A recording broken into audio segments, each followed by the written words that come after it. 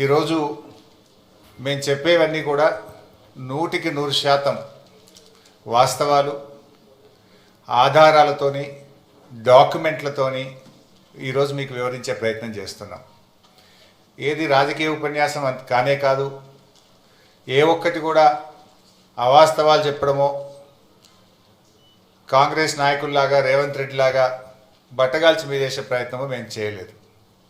ఎందుకంటే కేసీఆర్ గారు మా అందరికీ నేర్పింది ఒకటే, ఎన్నో త్యాగాలతోని, పోరాటాలతోని తెలంగాణ సాధించాం. మనకు రాజకీయాల కంటే కూడా రాష్ట్రం ముఖ్యం, రాష్ట్ర ప్రజల ప్రయోజనాలు ముఖ్యం. అధికారంలో ఉన్న, ప్రతిపక్షంలో ఉన్న రాష్ట్ర ప్రయోజనాల కోసమే పనిచేయాలనేదే కేసీఆర్ గారు ఎప్పుడు కూడా మాకు చెప్తూ ఉంటారు. అందువల్ల ఈరోజు కూడా ఒక బాధ్యతాయుతమైనటువంటి ప్రతిపక్షంగా ఈ కాళేశ్వరం ప్రాజెక్ట్ మీద, కాళేశ్వరం అనేది definitely it is a life line to the state of Telangana. ఇది ఒక జీవధార. ఈరోజు ఈ కాళేశ్వరం మీద కేవలం రాజకీయాల కోసం కాంగ్రెస్ పార్టీ దుష్ప్రచారం చేయడం కోసం, బురద జల్లడం కోసం, రాజకీయ లబ్ధి పొందడం కోసం ఈ ప్రాజెక్టును మరమ్మతు చేయకుండా తాత్సారం చేసే ప్రయత్నం చేస్తుంది. అంటే రాష్ట్ర ప్రయోజనాల కంటే రాజకీయ ప్రయోజనాల మీదనే కాంగ్రెస్ పార్టీ ఎక్కువ దృష్టి పెడుతూ బురద జల్లే ప్రయత్నం చేస్తుంది.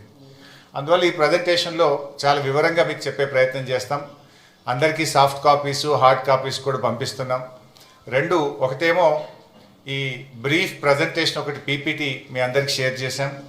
రెండవది కాళేశ్వరం ప్రాజెక్టు మీద వాస్తవాలు, అంటే వక్రీకరణలు, వాస్తవాలు, వివరాలన్నీ కూడా మీకు అందిస్తూ ఉన్నాం.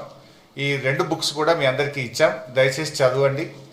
మీరు ప్రజెంటేషన్ అయిన తర్వాత ఇంకేమైనా డౌట్స్ ఉంటే కూడా ఐ విల్ క్లారిఫై. మీ అందరికీ ఒక నోట్బుక్, పెన్ కూడా ఇచ్చాం. నోట్ చేసుకోండి. లాస్ట్లో I will answer all your questions and doubts.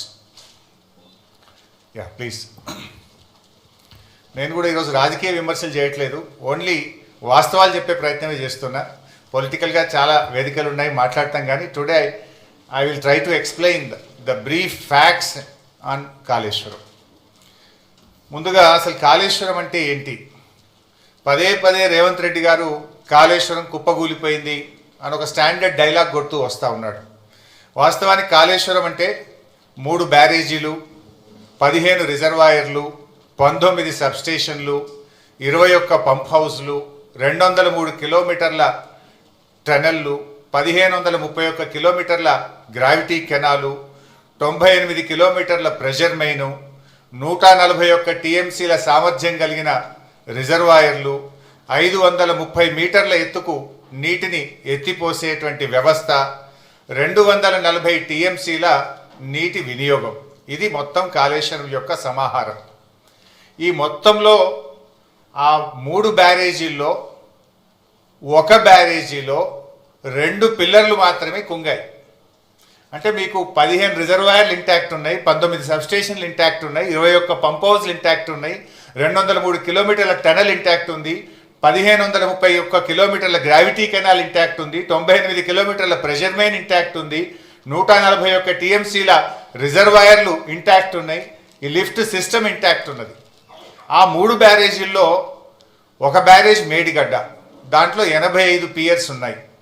రెండవ బ్యారేజ్ సుందిల్ల, అందులో 74 పియర్స్ ఉంటాయి. మూడవ బ్యారేజ్ అన్నారం, అందులో 64 పియర్స్ ఉన్నాయి. సో అన్నారంలో ఉన్న 64 పియర్స్ బ్యారేజ్ ఇంటాక్ట్, సుందిల్లలో ఉన్న 74 పియర్స్ బ్యారేజ్ ఇంటాక్ట్.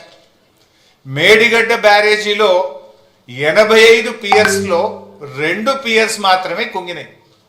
అంటే కాళేశ్వరంలో ఉండే ఇన్ని కాంపోనెంట్లలో ఒక బ్యారేజ్ మేడిగడ్డ, ఆ మేడిగడ్డలో 85 పియర్స్లో 2 పియర్స్ మాత్రమే కుంగినాయి. దానికి మొత్తం కాళేశ్వరమే కుప్పగూలింది అనేటువంటి ఒక దుష్ప్రచారాన్ని చేసేటువంటి ప్రయత్నం గత కొంతకాలంగా కాంగ్రెస్ ప్రభుత్వం చేస్తుంది. అంటే ఈ 100 కాంపోనెంట్స్ అన్నీ కూడా ఇంటాక్ట్ ఉన్నాయి. అన్ని పియర్స్ మిగతా బ్యారేజీల్లో ఇంటాక్ట్ ఉన్నాయి. అండ్ కాళేశ్వరంలో బ్లాక్ వైజ్ కట్టాం మనం. జనరల్ ఏదైనా ఒక బ్రిడ్జ్ కానీ ఏదైనా ఉంటే ఒక పియర్ పోతే మొత్తం బ్రిడ్జ్ పోవాల్సి వస్తుంది. కానీ ఇలా మేడిగడ్డలో దేర్ ఆర్ 7 బ్లాక్స్. సో ఒక్కొక్క బ్లాక్లో కొన్ని పియర్స్ ఉంటాయి. ఓవరాల్గా 85 పియర్స్ ఉన్నాయి. ఏదైనా రిస్టోరేజ్ చేయాలంటే ఒక బ్లాక్ను రిస్టోర్ చేస్తే మొత్తం బ్యారేజ్ ఇంటాక్ట్ ఉంటుంది. ఈ విషయం నేను చెప్పడం లేదు, ఎన్డీఎస్ఏ రిపోర్ట్లో కూడా చెప్పారు. అది కూడా నేను ముందు మీకు చూపించేస్తాను.